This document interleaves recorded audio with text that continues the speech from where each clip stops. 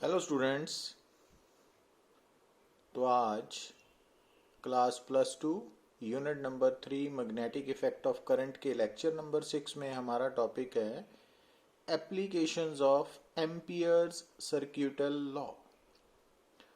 तो सबसे पहले हम कुछ प्रॉब्लम्स के बारे में डिस्कस करेंगे। जैसे कि आप देख रहे हो कि आपकी स्क्रीन के ऊपर नज़र आ रही है एक वायर है जिसकी लेंथ है 44 centimetre and carrying a current of 10 ampere is bent into A square. Obtain the magnitude of the field magnetic field at the centre.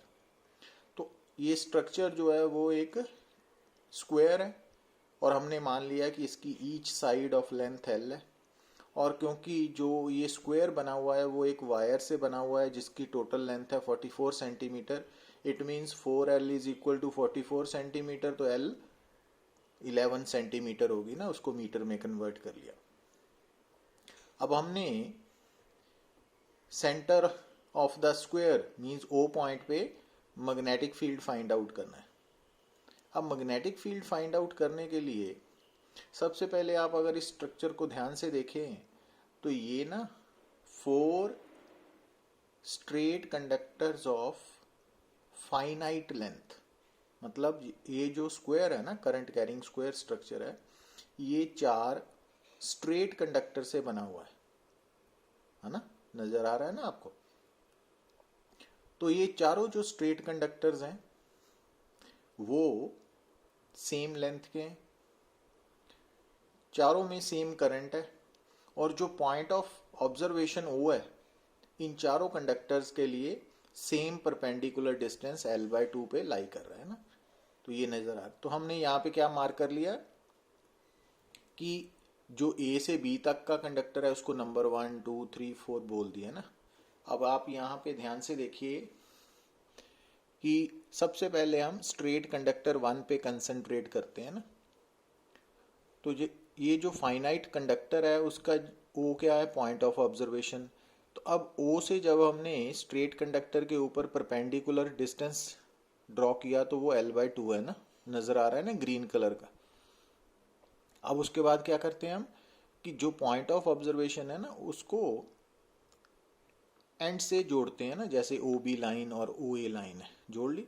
और ये जो परपेंडिकुलर ड्रॉ किया है ना, ग्रीन कलर की लाइन है, तो ये रेफरेंस लाइन है। तो इस लाइन के साथ आप देख रहे हो कि OB line and OA line green colour की लाइन के साथ φ1 φ2 एंगल बना रही है ना, 45 डिग्री ईच, क्योंकि स्क्वायर है ना, इस कारण। तो अब O पॉइंट पे magnetic field due to straight conductor क्या होगा, μ0I/4πe। ए क्या होता है, परपेंडिकुलर डिस्टेंस है ना। अब यहाँ पे A की जगह L/2 है और साइन φ1 प्लस साइन φ2, तो φ1 भी 45 है, φ2 भी 45 है, तो वहां से B1 की वैल्यू आ गई। और क्योंकि बाकी 3 कंडक्टर्स भी जो हैं उनकी लेंथ सेम है और उनसे O point same distance apart है, तो इस कारण बाकी तीनों का भी मैग्नेटिक फील्ड सेम होगा और डायरेक्शन भी सेम होगी। इट मीन्स हम कह सकते हैं कि जो टोटल मैग्नेटिक फील्ड है ना वो एक कंडक्टर का 4 टाइम्स है ना। अच्छा, आप O पॉइंट पे मैग्नेटिक फील्ड की डायरेक्शन चेक कर सकते हो by using right hand thumb rule. उसके अकॉर्डिंगली क्या करना होता है हमें कि स्ट्रेट कंडक्टर के अकॉर्डिंगली हमने उसको मानना है कि हाथ में पकड़ लिया और आपका जो राइट हैंड का थंब है ना वो along the direction of current होना चाहिए ना। तो आप अगर नोट करोगे तो O पॉइंट पे चारों कंडक्टर का मैग्नेटिक फील्ड अंदर की तरफ होगा ना, क्रॉस। तो इस कारण जो टोटल मैग्नेटिक फील्ड है वो 4 times the magnetic field due to 1 straight conductor है। तो वो आंसर आ गया ना हमारा। तो इस तरह से स्टेप बाय स्टेप आपने सॉल्व करना है। अब यहाँ पे देखिए आप प्रॉब्लम, इस प्रॉब्लम में आपको मैग्नेटिक फील्ड फाइंड आउट करना है एट पॉइंट O। और ये आपको, अगर आप इस पूरी स्ट्रक्चर को ध्यान से देखते हो तो आप क्या नोट कर रहे हो कि ये स्ट्रेट कंडक्टर है, ये भी स्ट्रेट कंडक्टर है और ये सर्कुलर आर्क है। तो इट मीन्स O पॉइंट पे ना 3 मैग्नेटिक फील्ड्स हैं, मतलब O पॉइंट पे जो टोटल रिजल्टेंट मैग्नेटिक फील्ड है वो 3 मैग्नेटिक फील्ड्स का सम है, वेक्टर सम है। पर जो फर्स्ट कंडक्टर है ये वाला, उसके लिए जो पॉइंट ऑफ ऑब्जर्वेशन हुआ है वो उसकी एक्सिस पे लाई कर रहा है ना, तो वहां पर जीरो है, तो B1 जीरो हो गया ना। फर्स्ट कंडक्टर की कंट्रीब्यूशन मैग्नेटिक फील्ड में जीरो है एट पॉइंट ओ। अब जो सेकंड कंडक्टर है सर्कुलर आर्क, तो उसके लिए mu naught I theta by 4 pi R वाला फार्मूला यूज करेंगे। अब यहाँ पे थीटा कितना है 270 डिग्री, उसको हमने रेडियन में 3 पाई/2 कन्वर्ट कर लिया ना। और राइट हैंड पाम रूल के अकॉर्डिंगली जो सर्कुलर आर्क है उसका magnetic field at point O क्या होगा, आउटवर्ड, बाहर की तरफ ना, तो डॉट लिख दिया ना यहाँ पे। अब जो थर्ड कंडक्टर है ना, इसको ध्यान से देखिए, ये स्ट्रेट कंडक्टर है और ये इनफाइनाइट लेंथ का मानना है हमने। तो अब जो ओ पॉइंट है ना, वो इस इनफाइनाइट स्ट्रेट कंडक्टर के एंड के नजदीक है। ये स्ट्रेट कंडक्टर है, तो ये स्ट्रेट कंडक्टर का एक एंड है और ओ पॉइंट उसके बिल्कुल नजदीक है ना। तो उस केस में आपको याद होगा कि कोई भी जो straight conductor of infinite length है उसके एंड के नजदीक जो मैग्नेटिक फील्ड है ना, वो mu naught I over 4 pi R होता है, या 4 पाई ए क्या है उसमें, परपेंडिकुलर डिस्टेंस। अब स्ट्रेट कंडक्टर से ओ पॉइंट का परपेंडिकुलर डिस्टेंस रेडियस के इक्वल है ना, तो यहाँ पे हमने ए की जगह आर लिख लिया ना। और राइट हैंड थंब रूल के अकॉर्डिंगली अगर अप्लाई करोगे तो स्ट्रेट कंडक्टर का मैग्नेटिक फील्ड एट ओ भी बाहर की तरफ आएगा, outward, normal to the plane, dot लिख दिया ना। तो अब क्योंकि B2 B3 दोनों की डायरेक्शन सेम है तो इनके मैग्नीट्यूड्स ऐड हो जाएंगे ना, तो ये आंसर आ गया। Got it. तो ये कॉम्पिटिटिव प्रॉब्लम्स भी हैं, इसको अगर आप स्टेप बाय समझते हो तो ये, अगर एक प्रॉब्लम को समझते हो तो इसकी तरह की बाकी प्रॉब्लम करना इजी हो जाएगा ना आपको। तो स्टेप्स को पकड़ना है आपने, और स्टेप्स में जो इंडिविजुअल आर्टिकल्स हमने किए हुए हैं उनके रिजल्ट्स को अप्लाई करना है ना, तो वो याद होने चाहिए। अब यहाँ पे देखिए आप, अब हम जैसा कि इससे पहले हम magnetic field due to straight conductor of finite length and infinite length, दोनों तरह का स्ट्रेट कंडक्टर का मैग्नेटिक फील्ड हम निकाल चुके हैं बाय यूजिंग बायो-सैवर्ट्स लॉ। जो बायो-सैवर्ट्स लॉ है ना, वो हमें बताता है कि अगर आपके सामने कोई करंट कैरिंग कंडक्टर है तो उसके कारण किसी भी पॉइंट पे मैग्नेटिक फील्ड कैलकुलेट कैसे किया जाता है। पर हमारे पास दूसरी ऑप्शन ये है कि जैसे कि हमने अपने प्रीवियस लेक्चर में एम्पियर सर्क्यूटल लॉ के बारे में बात की, तो जो एम्पियर सर्क्यूटल लॉ है उसकी हेल्प से भी आप करंट कैरिंग कंडक्टर्स के कारण किसी भी पॉइंट पे पैदा हो रहे मैग्नेटिक फील्ड को फाइंड आउट कर सकते हो। तो इसका मतलब करंट कैरिंग कंडक्टर के कारण किसी भी पॉइंट पे अगर मैग्नेटिक फील्ड कैलकुलेट करना है तो आपके पास, आपके सामने दो ऑप्शंस है, either you people can use Biot Savart's law और एम्पियर सर्क्यूटल लॉ। और कई जगह पे आप देखोगे कि जो सिमिट्री है ऑफ द प्रॉब्लम, वहां पर आपको एम्पियर सर्क्यूटल लॉ अप्लाई करना इजी रहेगा, क्योंकि जो एम्पियर सर्क्यूटल लॉ है उसकी हेल्प से आप magnetic field at any point due to one or more than one straight conductors के कारण, sorry, one or more than one current carrying conductors, वो किसी भी शेप में हो, उनके कारण मैग्नेटिक फील्ड कैलकुलेट कर सकते हो। पर सिमिट्री मस्ट एग्जिस्ट देयर, तो सिमिट्री होनी चाहिए, अदरवाइज बायो-सैवर्ट्स लॉ हमारी चॉइस होगी। तो अब यहाँ पर हम, जो हमारे +2 के सिलेबस का पार्ट भी है, हम magnetic field due to infinitely long straight conductor के कारण निकालने जा रहे हैं एट पॉइंट P। तो अब यहाँ पे आपने बायो-सैवर्ट्स लॉ नहीं यूज करना, एम्पियर सर्क्यूटल लॉ यूज करना है। तो जो स्ट्रेट कंडक्टर है ना, उसमें करंट I शो कर दिया और P क्या है, पॉइंट ऑफ ऑब्जर्वेशन, और P पॉइंट का perpendicular distance from the straight conductor कितना मान लिया हमने, A।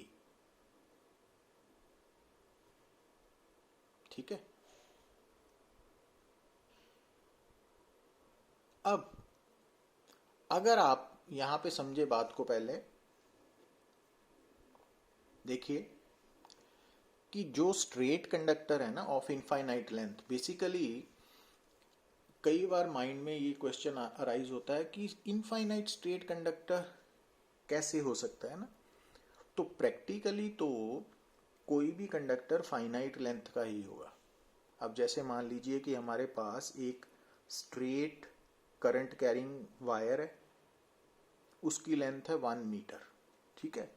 पर हमने उस वायर के कारण जिस जगह पे मैग्नेटिक फील्ड निकालना है, मींस जो पॉइंट ऑफ ऑब्जर्वेशन है, अगर वो point of observation straight conductor से मान लीजिए 1 सेंटीमीटर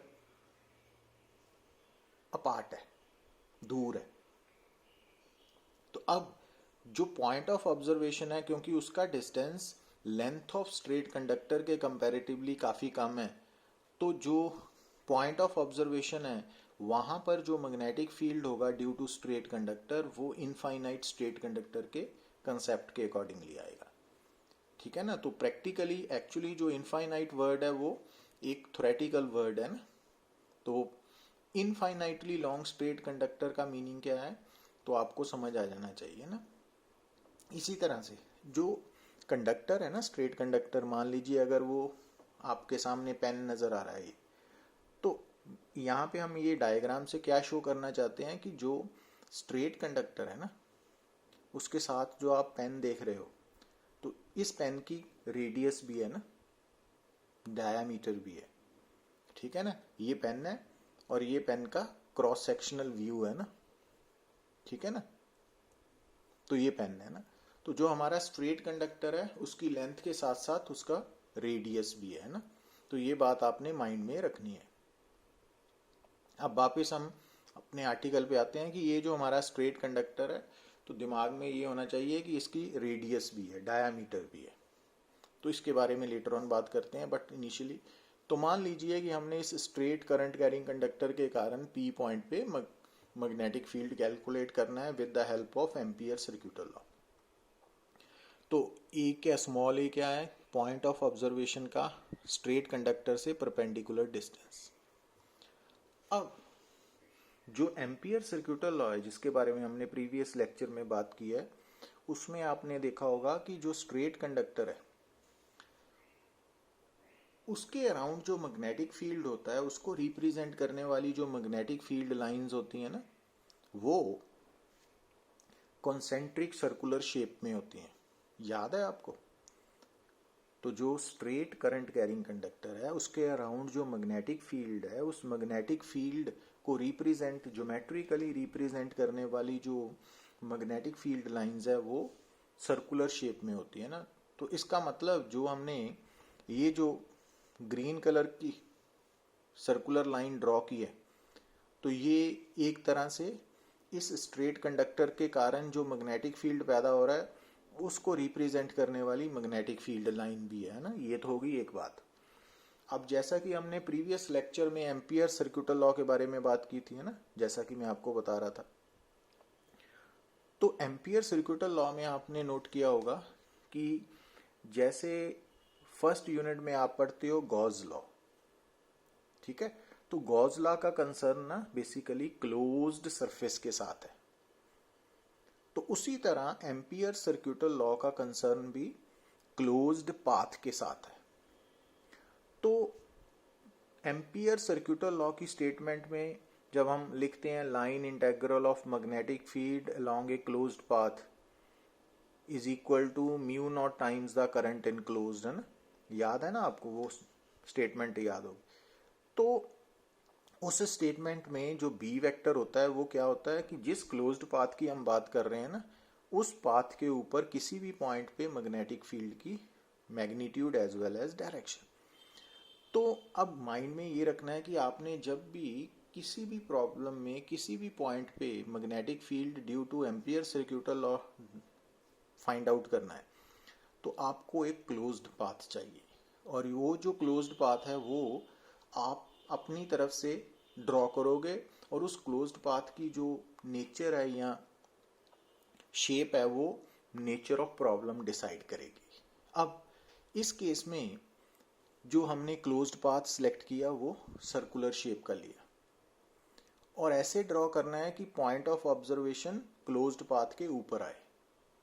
ठीक है, तो अब इसका मतलब ये जो ग्रीन कलर की लाइन आप देख रहे हो, सर्कुलर लाइन, ये एक तो मैग्नेटिक फील्ड लाइन है due to magnetic field produced by current carrying straight conductor, और साथ में ये क्लोज्ड पाथ है जो हमें हेल्प करेगा एम्पियर सर्क्यूटल लॉ को अप्लाई करने पे। तो अब पी पॉइंट पे आप क्या करोगे, एक तो टेंजेंट ड्रॉ करोगे जो डीएल वेक्टर को रिप्रेजेंट करेगा, और दूसरा आप टेंजेंट ड्रॉ करोगे जो मैग्नेटिक फील्ड को, क्योंकि आपने माइंड में ये रखना है कि ये जो क्लोज्ड पाथ है ना सर्कुलर शेप का, ये क्लोज्ड पाथ होने के साथ साथ magnetic field line due to straight conductor भी है। तो मैग्नेटिक फील्ड लाइन के ऊपर मैग्नेटिक फील्ड की डायरेक्शन क्या होती है, अलोंग द टेंजेंट, और क्लोज्ड पाथ के ऊपर डीएल वेक्टर की डायरेक्शन क्या होती है, अलोंग द टेंजेंट। इसका मतलब जो ये स्ट्रेट कंडक्टर वाली प्रॉब्लम है, इसमें बी वेक्टर और डीएल वेक्टर सेम डायरेक्शन में है।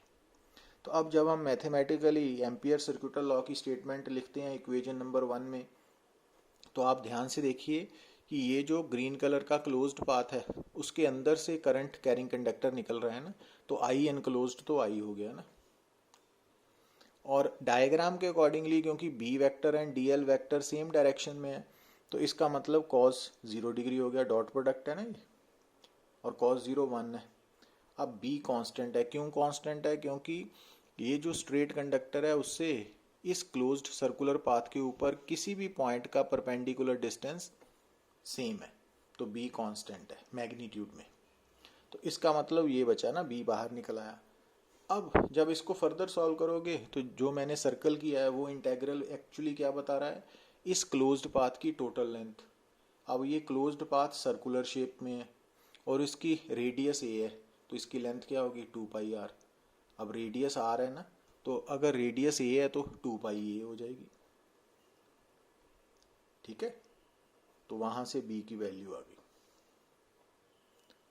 तो ये इनफाइनाइट स्ट्रेट कंडक्टर का मैग्नेटिक फील्ड है, और यही रिजल्ट हमने बायो सेवर्ट्स लॉ की हेल्प से भी किया था, बट आपके सिलेबस में ये एम्पियर सर्क्यूटल लॉ वाला रिजल्ट है ना, ये डेरिवेशन है।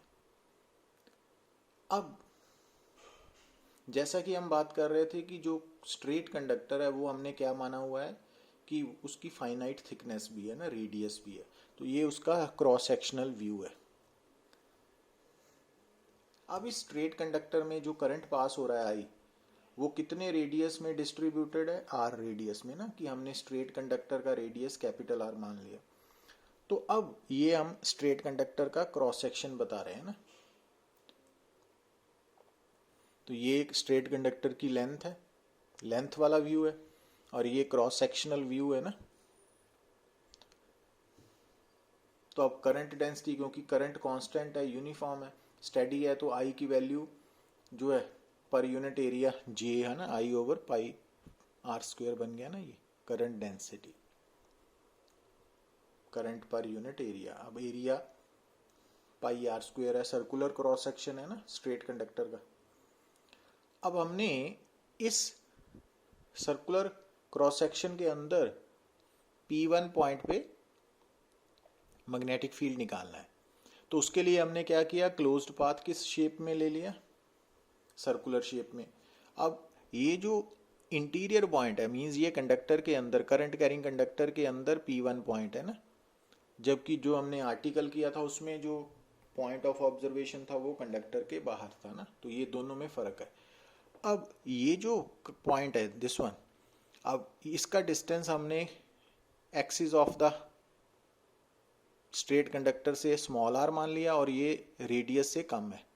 तो अब एम्पियर सर्क्यूटल लॉ ड्रॉ करने के लिए हमने यहाँ पे सर्कुलर पाथ, क्लोज्ड पाथ ले लिया, और यही मैग्नेटिक फील्ड लाइन भी है ना। तो अब इस P1 पॉइंट पे मैग्नेटिक फील्ड और डीएल वेक्टर सेम डायरेक्शन में होंगे ना, तो एम्पियर सर्क्यूटल लॉ जब यूज करोगे आप इस रेड कलर के क्लोज्ड पाथ के लिए, तो बी और डीएल वेक्टर सेम होने के कारण है ना, ये नजर आ रहा है आपको, तो B dot D L B D L cos zero बन जाएगा। और इसमें पहले ये देखिए आई एन क्लोज्ड। अब ध्यान से देखना क्योंकि हमारा क्लोज्ड पाथ ये सर्कल है, ये वाला रेड कलर का, तो इस रेड कलर में से जितना करंट आ रहा है ना, अब जो आई करंट है ना वो पूरे क्रॉस सेक्शन पे डिस्ट्रीब्यूटेड है, ठीक है ना। तो अब हमने सिर्फ रेड कलर वाले सरफेस से करंट निकालना है ना, तो अब यहाँ पे यूनिटरी मेथड लगा लो या करंट डेंसिटी वाला फार्मूला कि करंट डेंसिटी क्या होती है, current per unit area into given area. तो current density into given area, तो हमने इतने एरिया का करंट निकालना है ना एक्चुअली। तो क्योंकि करंट डेंसिटी है करंट ओवर एरिया, तो करंट क्या हो गया, करंट डेंसिटी इनटू एरिया। तो जितने एरिया में करंट चाहिए उतना एरिया मल्टीप्लाई कर दिया। अब हमें रेड कलर वाला सरफेस में करंट चाहिए ना, तो पाई आर स्क्वायर, छोटा आर ना, स्मॉल आर ले लिया ना हमने। तो ये बात ध्यान में रखनी है। और लेफ्ट हैंड साइड में जैसे कि बताया B dot D L, B D L cos zero, B symmetry के कारण कांस्टेंट है उसको बाहर निकाल लिया, डी एल आ गया। अब डी एल क्या है, इस रेड कलर की क्लोज्ड पाथ की लेंथ है यहाँ पे, किसके बराबर होगी, 2 पाई रेडियस। अब यहाँ पे रेडियस स्मॉल आर है क्लोज्ड पाथ का ना, तो ये आ गया। अब बी की वैल्यू ये आ गई ना सॉल्व करने पर। तो इसका मतलब जो करंट कैरिंग स्ट्रेट कंडक्टर है उसके अंदर इंटीरियर पॉइंट पे मैग्नेटिक फील्ड की वैल्यू जो है ना वो mu naught I small R by 2 pi capital R square है। अब mu naught I 2 pi R capital R ये तो कांस्टेंट है, तो it means B directly proportional to small R है। अब ये हमने इंटीरियर पॉइंट के लिए किया ना, तो ये इंटीरियर मेंशन कर दिया। अब अगर आपने करंट कैरिंग स्ट्रेट कंडक्टर के सरफेस के ऊपर निकालना होता है मैग्नेटिक फील्ड, तो फिर आप क्या करोगे, स्मॉल आर की वैल्यू कैपिटल आर के इक्वल सब्स्टिट्यूट कर दोगे ना,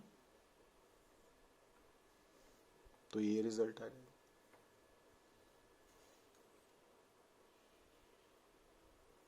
और एक्सटीरियर पॉइंट के लिए हम ऑलरेडी डिस्कस कर चुके हैं ना।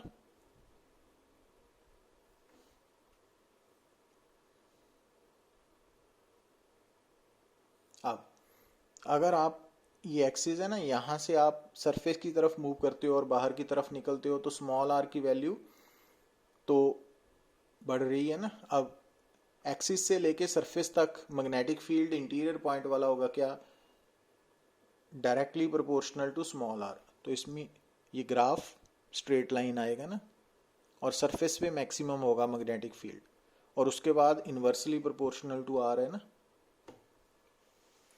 तो ये वेरिएशन है कि कोई भी जो स्ट्रेट कंडक्टर है उसके अंदर सरफेस पे और बाहर मैग्नेटिक फील्ड कैसे कैलकुलेट करना है due to its own current, उस स्ट्रेट कंडक्टर के अपने करंट के कारण।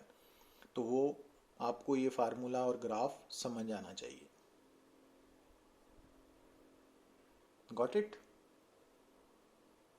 अब यहाँ पे देखिए आप, अब यहाँ पे हमें गिवन है एक long straight solid conductor of radius 6 centimetre carries A current of 8 ampere which uniformly distributed over it's circular cross section.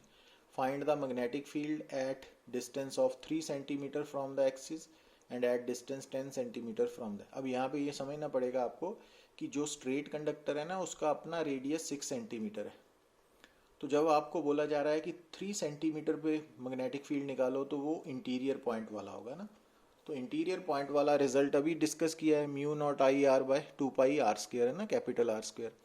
तो अब स्मॉल आर की वैल्यू 3 सेंटीमीटर है और कैपिटल आर की वैल्यू 6 सेंटीमीटर है ना, आई भी गिवन है, तो सॉल्व किया हमने।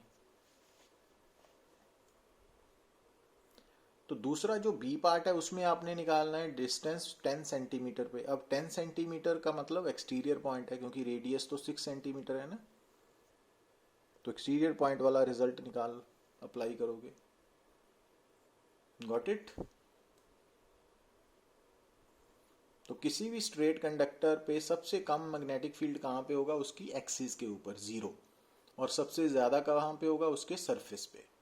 ठीक है। और जब आप स्ट्रेट कंडक्टर की एक्सिस से उसके सरफेस तक मूव करोगे तो मैग्नेटिक फील्ड इंक्रीज करेगा, और उससे बाहर अगर एक्सटीरियर पॉइंट पे आप अवे फ्रॉम कंडक्टर मूव करते हो तो मैग्नेटिक फील्ड डिक्रीज करेगा विद डिस्टेंस। तो ये रिजल्ट्स इंपॉर्टेंट है ना। Thank you very much.